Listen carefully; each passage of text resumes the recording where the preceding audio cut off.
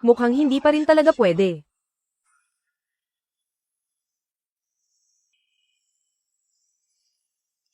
Si Ye Chen na iyon, anak pala ni Xia Qingyi. Nakakatanda, hindi na kailangang magpakahirap. Ha ha ha. Xia Qingyi, ang iyong sumpa ay magbabalik sa iyong anak. Nakakatanda, may alitan kayo ni Xia Qingyi. Ang pag-alam ng masyadong marami ay walang mabuting may dudulot sa iyo. Oo, kamusta na ang plano? Nahulog na ba sila sa bitag? Nasa kalagitnaan na tayo, ang ika-4 na prinsipe at ang iba pa. Malapit na akong pumunta sa teritoryo. Pero, talaga bang kailangan silang lahat tanggalin? Pagiging maawin, Ye Xuanzhen, nabuhay ka na ng daan-daang taon. Hindi mo pa rin ba nakikita ng malinaw? Dugo ng pamilya, sa tunay na daan, at sa harap ng walang hanggan, walang halaga. Huwag mong kalimutan ang iyong buhay, na natitira na lang ng wala pang 3 buwan. Pinangalagaan mo ang pamilya Ye ng daan-daang taon. Sa huli, sino ang makakapagligtas sa iyo? At kapag namatay ka, ang royal family ng Dacia, walang magpapasalamat sa iyong sakripisyo. Ako'y nagkamali. Susunod, gagawin ko ng maayos ang mga bagay. Sa panahon na ito, pag-aralan mo muna ng mabuti ang teknik na ito. Tandaan mo, ito na ang nag-iisa mong pagkakataon. Naiintindihan ko, maraming salamat, nakatatandang maestro. Pagbubutihin ko ang aking pagsasanay.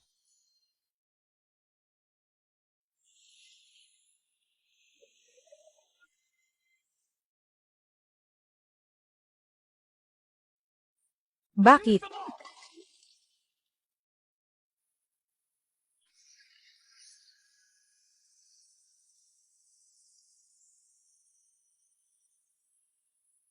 Prinsipe ng ika-4 na hari, ano ang dahilan ng iyong galit? Nasaan si Qing Shuang?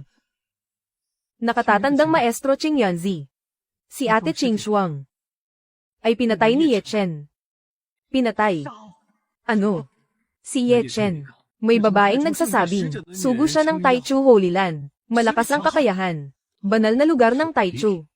Matapos nilang maranasan ang matinding pinsala, hindi ba't isinara na nila ang bundok ng 100 taon? Hindi peke ang lakas ng babaeng iyon. Sa isang galaw lang ay napatay niya ang kuya. Ang matandang blood blade sa ilalim niya. HMPH, nagpapanggap na Diyos. Inanunsyo na ng ninuno na, naipasa na ang trono kay Ye Chen. Pati ang mga token ng hukbo ay ibinigay sa kanya. Hindi magtatagal, palalayasin na ako papunta sa aking teritoryo. Magiging isang walang ginagawa na prinsipe na lang ako. Talagang nawawala na sa katinoan si Ye Xuanzhen. Pero, kung aalis, aalis na lang. Hukbo lang naman iyon. Wala ka ba? Siguradong ang ika-5 prinsipe at ang ika-8 prinsipe ay may mga opinyon din. Ang ibig sabihin ng nakatatanda ay walang pundasyon si Ye Chen. 30,000 hukbo. Ilang kaya ang kaya niyang kontrolin? At kayo, mga prinsipe, matagal na kaming nagnenegosyo. Bakit pa kami matatakot sa kanya? Tama ang sinabi ng nakatatanda. Nagkamali lang ako saglit. Ate Wanyu, ang galing mo kahapon.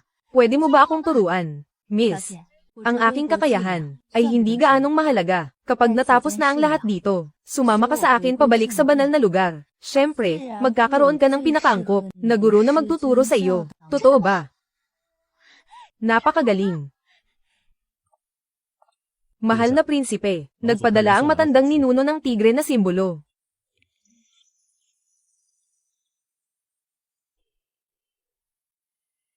Ginoo, itong si Ye Xuanzhen, bagaman pinadala ang prinsipe sa kanyang teritoryo, hindi naman binawi ang kapangyarihan sa hukbo, tiyak na may masamang balak, kailangan pa rin mag-ingat at magbantay. Pero, ngayong nasa atin na ang Tigre Seal, kailangan natin pumunta sa kampo militar para ipakita kung sino ang tunay na pinuno.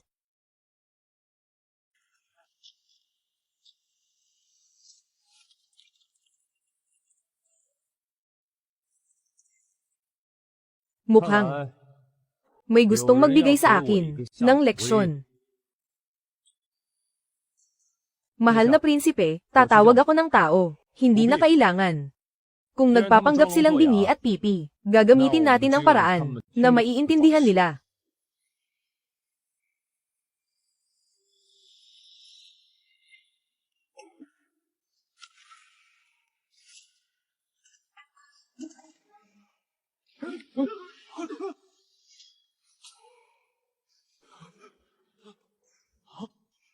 Anong nangyayari? Pag-atake ng kaaway. Sino ang naglakas loob na tumugtog ng tambol ng hukbo, at guluhin ang kampo? Kunin niyo akong dalhin. Ang ikapitong prinsipe pala, at si Ginoong Washo. Bakit kayo nagpatugtog ng tambol ng hukbo nang walang pahintulot? Mukhang sumusunod sa mga patakaran si General Lee. Kung ganun, kahapon, ay naipaalam na sa buong hukbo ng Hilagang Kampo, na darating ang prinsipe ngayon. Bakit hindi ka sumalubong? Ang kampo ng militar ay mahalaga. Maraming gawain dito. Hindi tulad ng palasyo na maluwag. Kung ang mahal na prinsipe ay nandito lang para maglakad-lakad, wala akong oras para samahan ka. Tama. Kami ang mga kapatid sa hukbo ng Hilagang Kampo. Araw-araw akong abala, halos magkapalit na ang ulo at paa. Talagang wala akong oras para asikasuhin ang mga mayayamang tao. Bastos. Washo.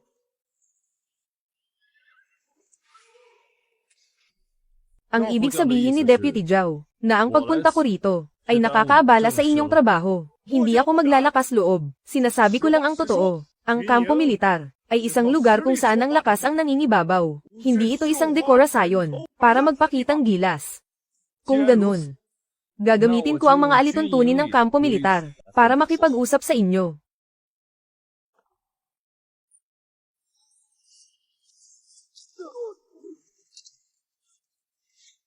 Pangalawang General Zhao, kumusta? Ba?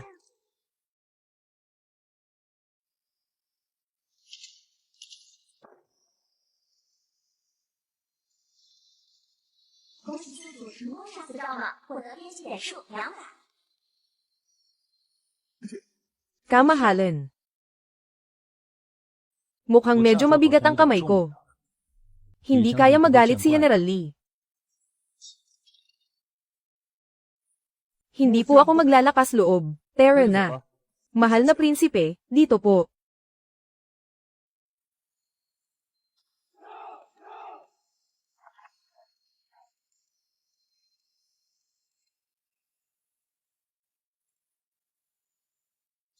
Ang mga ito ay mga sundalo na gumagamit ng mahabang sibat bilang kanilang sandata.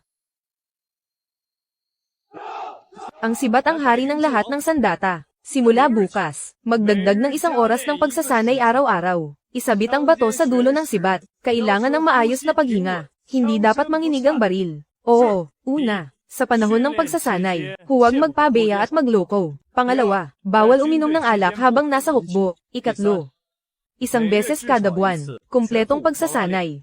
Kung may lumabag, parusang militar. Napakatalino mo, kamahalan. Kumusta ang pagkain ng mga sundalo ng Daksha? Ito. Araw-araw, bawat sundalo, 1 mangkok ng lugaw, 1 piraso ng tinapay na may halong butil. Taunang budget ng militar ay daan-daang libong tael. Pero ganito lang ang pinapakain sa mga sundalo. Washo, ibigay ang aking utos. Mula ngayon ang pagkain ng mga sundalo. 3 manto araw-araw, kalahating kilo ng baboy. Oo. Napakatalino mo, kamahalan. Napakatalino mo, kamahalan. Ngayon sa kampo ng hukbong Hilaga, sa loob ng 3 galaw ni Ye Chen, napatay niya si Zhao Mang. Ngayon, nagbago na ang ihip ng hangin sa kampo militar. Si Zhao Mang, na walang kwenta, at si Li Kui. Mga balimbing. Kapag ako ang umupo sa trono, sila ang una kong papatayin. Dumating na ang prinsipe ng Wuba.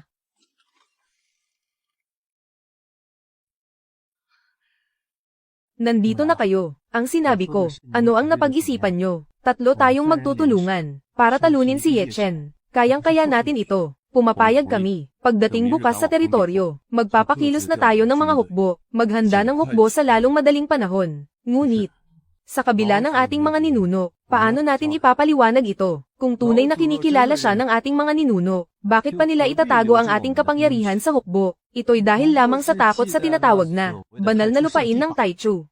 Tama. Malakas ang babaeng iyon. Ano ang gagawin natin? Huwag mag-alala. Ang dakilang elder ng Wang Shunsek, siya ang bahala sa kanya. Ang kailangan nating harapin ay si Ye Chen lang. Ang matandang si Ye Xuanzhen, ang ibinigay niyang lupain sa kanila ay maingat na pinili, isang mayamang lugar. Pero ang pag-iwan sa kanila ay palaging isang panganib. Gusto mo bang alisin ko na sila? Hindi na kailangan, Ginoo. Talaga bang naniniwala ka kay Ye Xuanzhen? Huwag mag-alala. Alam ko na hindi maganda ang kanyang intensyon. Pero sa ngayon, hindi ko pa alam kung ano ang kanyang plano. Ginoo.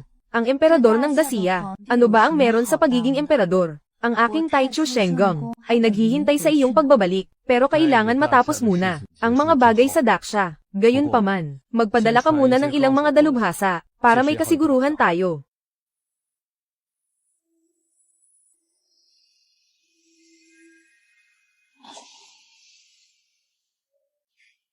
Sa oras na iyon, ang mga nakatatanda, alam ko na ikaw iyon. Siguradong bibilisan ko ang pagpunta. Tama. Ang teknik na ito ay halos natutunan mo na. Hintayin na lang natin ang araw ng kanilang labanan. Pero, si Ye Chen ay tao ng Taichu Holy Land. Medyo nag-aalala pa rin ako. Taichu Holy Land. Basta magawa mo ang bagay na ito. Kailangan pa bang mag-alala sa kanila? Kung ganun, ako, si Ye Xuanshen, ay lubos na nagpapasalamat sa inyo, nakatatanda.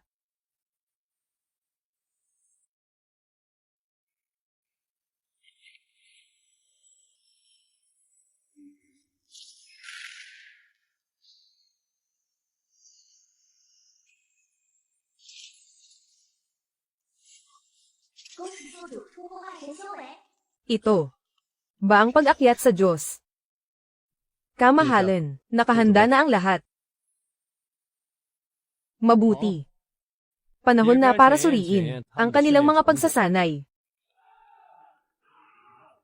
Kamahalan, tingnan ninyo, ilang araw pa lang. Sa ilalim ng inyong pamumuno, ang mga sundalo, nagbago na ang kanilang anyo. Lahat ng mga sundalo ay nagsikap, magpahinga muna kayo. Huwag niyong sabihin, pagkatapos ilagay ang bato, mas matatag na ang pagbaril. Oo nga, lalo na ngayon ang pagkain. Pagkatapos kumain, mas malakas na ang katawan. Kamakailan, may mga lumalabag pa ba sa mga regulasyon ng militar? Simula noong huli, pumatay ng 2 tao ang unggoy na pumatay ng manok. Ngayon lahat ay sumusunod sa mga patakaran. 10 araw na ang nakalipas. Ang mga prinsipe ay nakarating na sa kani-kanilang mga teritoryo. Ang ibinigay ni Ye Xuanshen sa kanila ay malapit sa kabisera ng kaharian, masaganang lugar. Tingnan ang oras. Halos tama na, pero nung umalis sila, marami silang dinalang mga elite, baka mag-aalsa sila. Ang bilis ng pagbabago ng panahon. Mukhang may mangyayaring masama.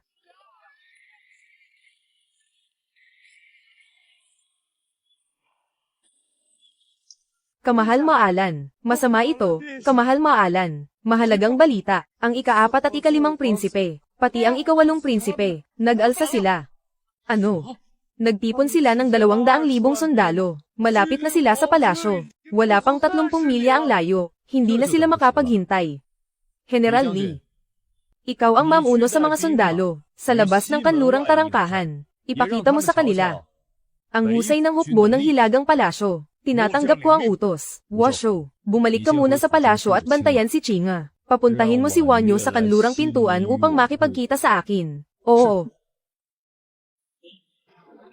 Ye Xuanshen. Gusto kong makita. Ano ba talaga ang gusto mong gawin? Sa wakas. Nagsimula na. Magluto.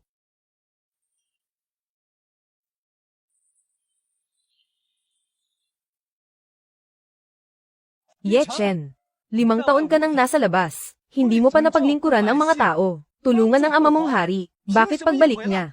Siya agad ang magmamana ng trono. Hindi patas ang ninuno. Magulo ang pamahalaan. Pinyin. HMPH, ito ba ang dahilan ng iyong pag-aalsa, na nagdulot ng pagkamatay ng milyon-milyong mamamayan? Mga dahilan ng pagkawala, tumahimik ka. Ito ang landas patungo sa tagumpay. Ye Chen. Ngayon ang araw ng iyong kamatayan. Patayin. Mga sundalo ng hilagang hukbo, makinig. Patayin.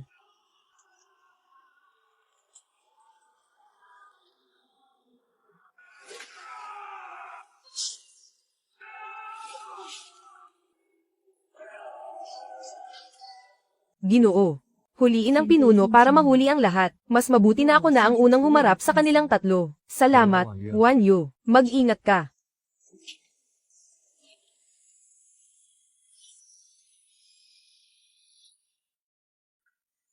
Babae. Delikado ang labanan. Hindi ito lugar para sa iyo. Bumalik ka na lang at magberda. Qing Yunzi, nangangahas kang hadlangan ng aming banal na gawain. Banal na lupain ng Taichu. Ang banal na lupain ng Taichu ay hindi nakikialam sa mundo sa loob ng 100 taon. Ngayon, gaano na ba kayo kalakas? Ngayon, huhulihin kita. Gawin kitang alipin ko. Tingnan mo ang banal na lugar. Ano ang magagawa nila sa akin? Nagpapakamatay ka.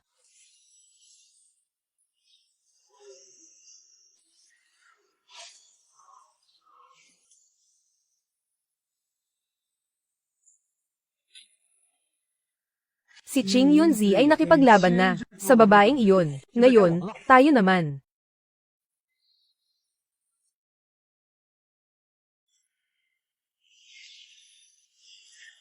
Ye Chen. Ngayon, ipapakita ko sa iyo. Walang mapaglilibingan.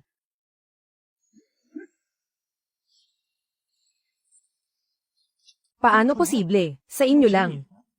Gusto niyo akong patayin, Ye Chen. Nang ahas kang maliitin ako. Espada ng dugo, sugod. Sige. Medyo interesante.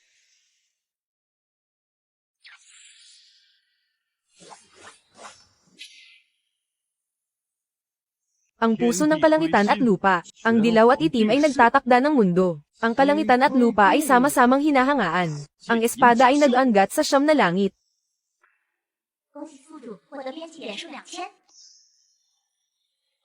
Hindi maganda. Nais tumakas, nananaginip.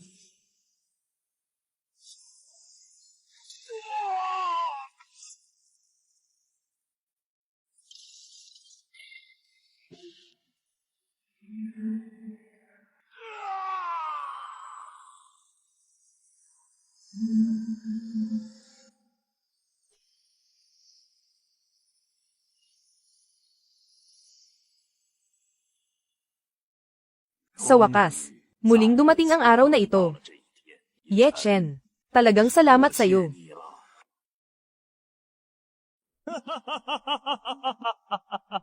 Komportable. Ang lakas ng dugong sumpa. Higit sa lahat. Talagang kaakit-akit.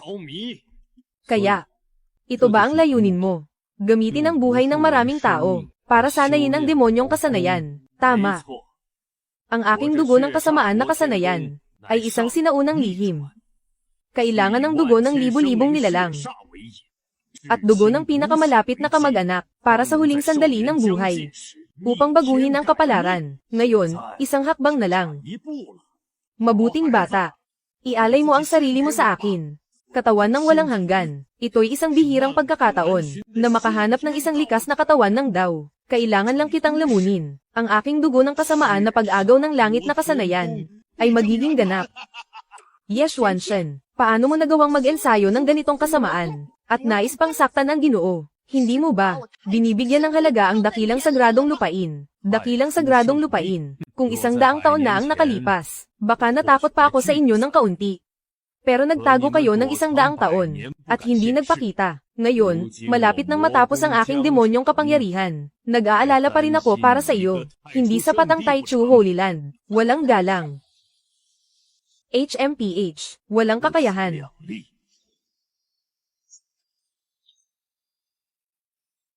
Panoorin mo lang ako, kung paano ko papatayin si Ye Chen.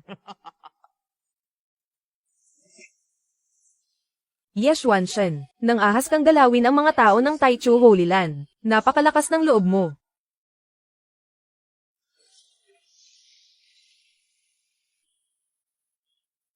Ye Xuanzhen, ang Taichu Holy Land ay isinara. Hindi ito winasak, hindi ikaw ang dapat mag-ingay dito. Guro.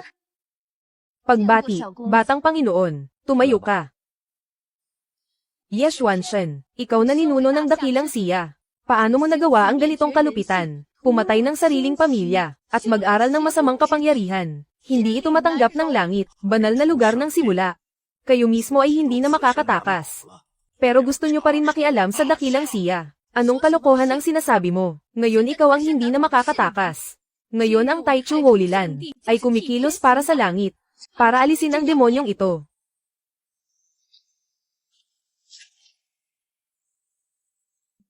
Napakagaling kumilos para sa langit. Kaya ipapakita ko sa inyo ang tunay na kapangyarihan ng dugo ng langit.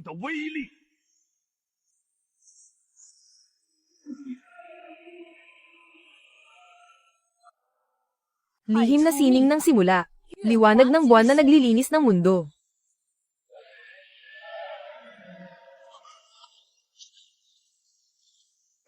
Hindi. Ikaw, ang hitsura mo ay talagang kamukha ng iyong ina, lalo na ang mga mata.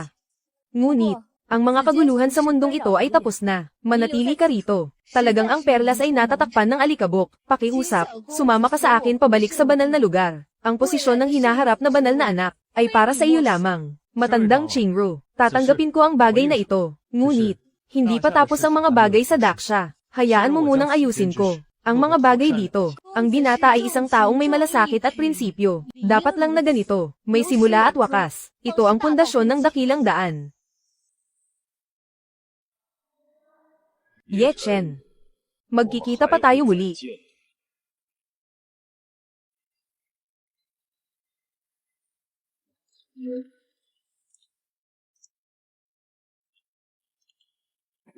Ikasyam na prinsesa, Ye Qing. Matalino at mapagmahal sa magulang. May malasakit sa lahat ng tao. Kayang pasanin ang bigat ng kaharian. Ye Qing, ang bagong hari ng Daksha. Ang inyong bagong pinuno. Kami yumuyukod sa inyong kamahalan. Mabuhay ang inyong kamahalan. Mabuhay, mabuhay. Maaari kayong tumayo. Salamat, inyong kamahalan. Kapatid na hari, ikaw, kailangan mo ba talagang umalis? Chinga. Ikaw na ang Imperatress ng Daksha. Kailangan mong maging matatag. Gusto ko rin pumunta sa Taichu Holy Land para makita ang lugar na tinirhan ni Ina. Kapag nagkaroon ako ng oras, babalik ako para makita ka. Naniniwala ako sa'yo. Ikaw ay magiging isang mabuting reyna. Tandaan mo, Chinga. Chinga. Magiging mabuting emperador ka. Washo. Kamahalan. Kamahalan. Simula ngayong araw, ikaw ang magiging punong komandante ng mga bantay sa palasyo, at pinuno ng mga lihim na bantay. Dapat mong protektahan si Chinga. Washo. Ipinapangako kong poprotektahan ang Imperatress. Sige, bata pa ang reyna. Umaasa akong tutulong kayong lahat. Para sa katatagan ng dakilang siya. Ipinapangako namin na gagawin ang lahat ng aming makakaya para tulungan ang inyong kamahalan. Mag-ingat ka, Chinga. Ang dakilang siya ay nasa iyong mga kamay. Lumapit.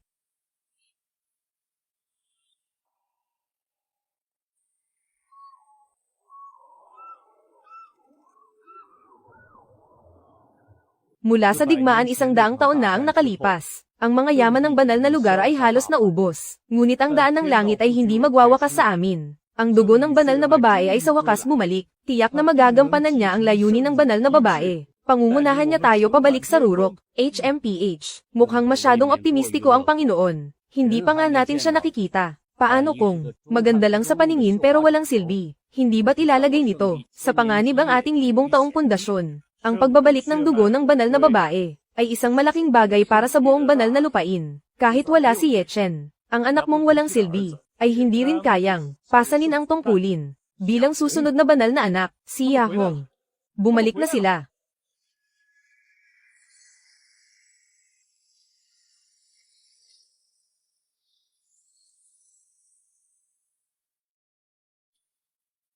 Salamat sa inyong lahat sa inyong pagsisikap. Ito ang anak ng banal na babae, Ginoong Ye Chen, di ba?